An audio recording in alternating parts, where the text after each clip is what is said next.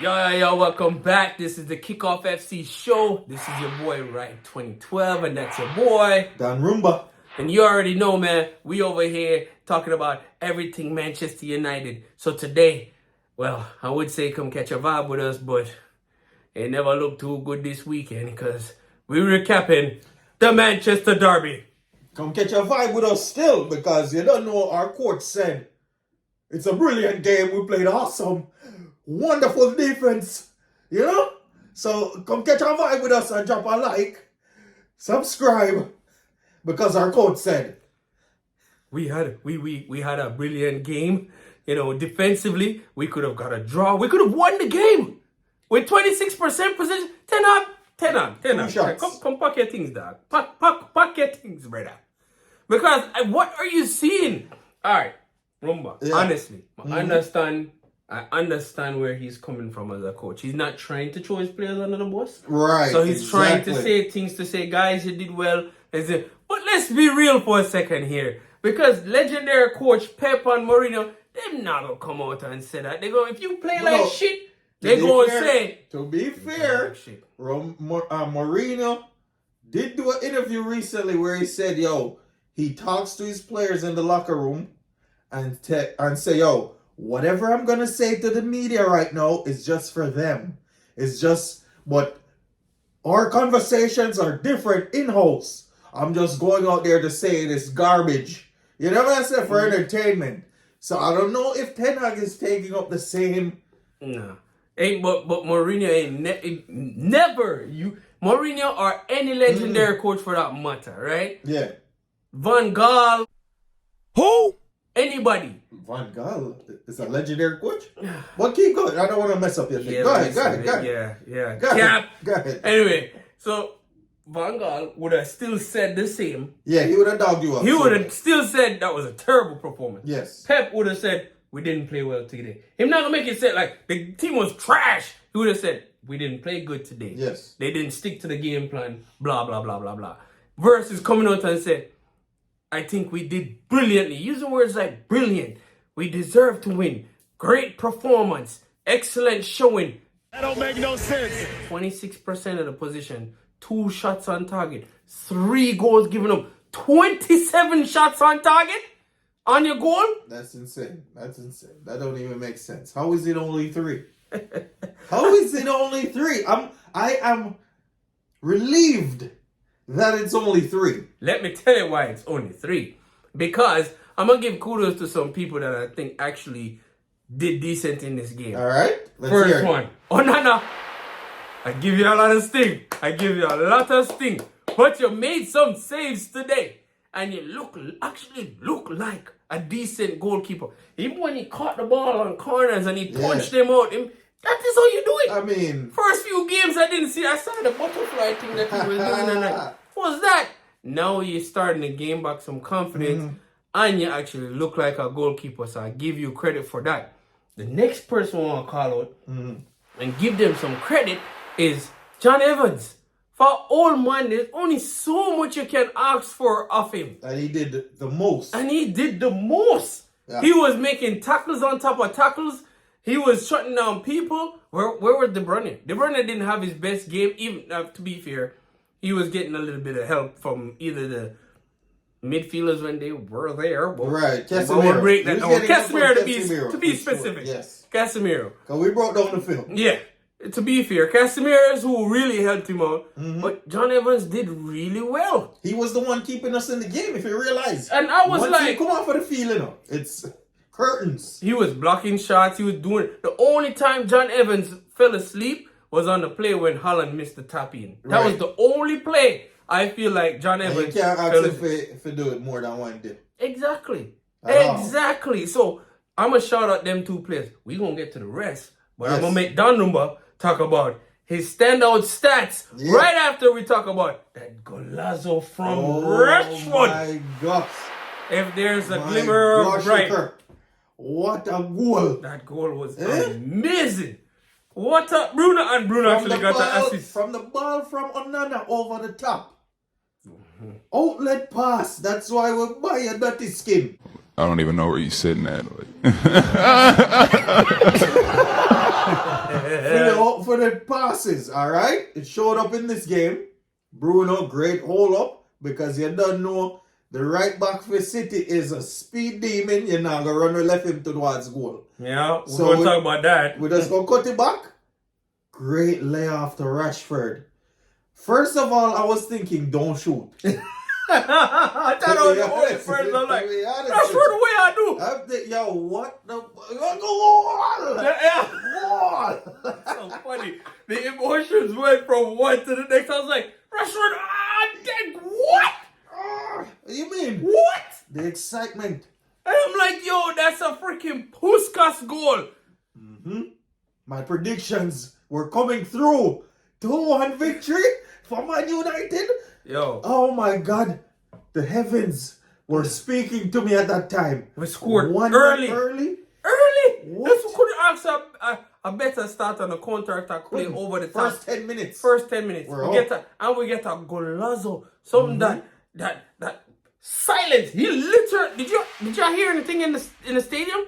Because the whole of the Etihad was like, dang. Yeah, only the pocket of Man U fans. The fans were making noise. So that kind of energy, and you see you shut them down. Mm-hmm. You should have went on to kind of continue to press base on that momentum. But you went from a Puskas to a trash. I'm not saying, but he disappeared completely. Nani? I'll say. He disappeared completely. Because I'm like, infection. Rashford, where did you go? Tell him what the Thanos stats. All right. Let's talk about where Rashford went. Because he went behind the counter to sell bug juice and bamba clot, bull and cheese. Because you, as a top baller... It is Easter. It's soon Easter. A buller still. Rashford scored the most difficult chance of the game in the 10th minute. And then my standout stats would be you missed easy header. Just head down the ball and run past the 18-yard box and slot it in. You don't even have to try. That's one of the chances he fumbled. You had one-on-one with the keeper. Just head the ball in front of you easily.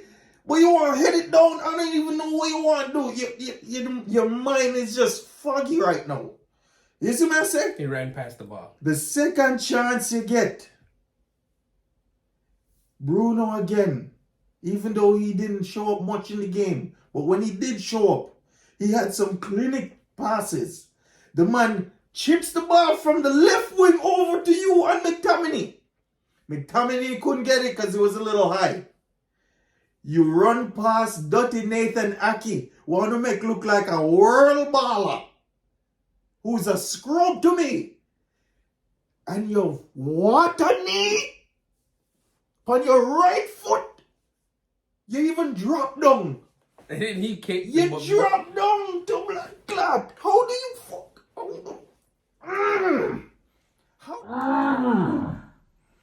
How do you miss that? In the 6-yard box, the ball is bouncing ever so nicely coming over the top. You didn't even have to swing your foot. You could have set your foot and the ball got towards goal. And then the third one. Ay, Dios mío. I don't even remember the third one. There were so many. Mm-hmm. He had quite a few. The man just, a shell of himself. After him score, the man hold up the play and pass him teammate them into the game. Making some passes that weren't in training. On the team sheet, you're playing forward and the whole game you're up on the wing. The team sheet say you on the forward line and the whole game you're on the fucking wing. Well, to be fair, they were playing a false nine. But So I'm gonna tell you being a false nine. But he was. McTom and Bruno was like rotating in that kind of like that. They're false rotating nine. and not defensively at all. They're both playing false nine attackers. None of them playing a 2 forward play. No. A 2 false nine. None. A must 2 false nine because one of them on defense. They weren't doing. Oh. We broke down the film too many times.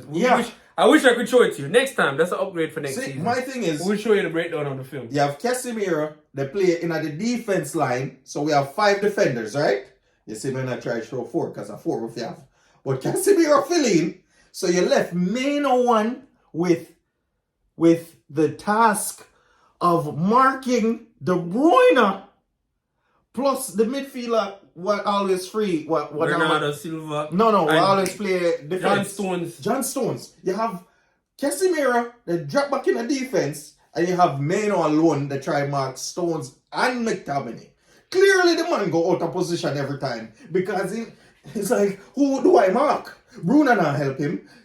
McTominay not help him. Even on one of the plays when we broke it down on film, right? Bruno was already back in the central defensive area of the field. Maino was a little bit more up near the center of the midfield because obviously majority of the game we were in our own half. But they had the ball in the back and we wanted to put a little bit of pressure on them. So Bruno stepped up without even signaling to Maino until it was too late to make the press. And then you left toward the danger guys, De Bruyne and Phil Foden open. Even Lindelof was just like, hey. You could see in the video he was signaling. By the time they realized what was going on, De Bruyne already had the ball. And Phil Foden was free as a bird running down on the defense, forcing Casemiro to make an air tackle, which he almost get a yellow card for. Yeah. But good thing De Bruyne ran through it because he ain't going to go down that easy. So you know what I'm saying? And then I'm like, yo, what? Come on, man. What was that? To your point there, it's crazy because Bruno is in a defensive positioning behind Maino. And the man run past Maino for go make the tackle. And he didn't even get there to make a tackle. And so it's 3 man out of position, right? That's a one pass beat through and not even that. But think about it. Once he stepped up, it's automatic common sense as a footballer. That means that if you and him there, so that means the space is free right there. And it's because nobody is not. You guys are out of position. So if you're out of position, that means that your section of the field is free. Right. And that's exactly where they passed the ball to and attacked us. You understand? And and I'm going to go back and talk about a little bit more about the Rashford incident and the third one where he couldn't keep up. Yeah. Is it a foul or is it not a foul? Slightest of touch. Oh my Lord. And the man went down. In my opinion, that was softer than pudding, softer than a silly posturepedic, soft. He should have been subbed already. After him scored a goal, every play he did or involved in after that was trash. He should have been subbed 30 minutes in. And I think that play when he get fouled was around the 30-minute mark in the first half. I don't remember exactly the first half. But technically, if the referee had called it a foul, I wouldn't have had any qualms. Right?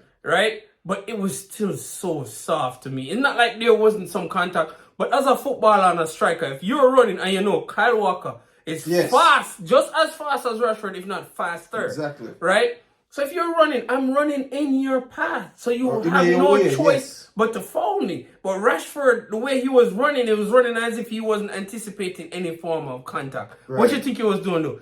He think he was going to usher you towards the goal? Exactly. Come on, man. You're talking about Man City, one of the best teams in the world right now. So you got to get it together, man. Got to get it together. In my opinion, listen.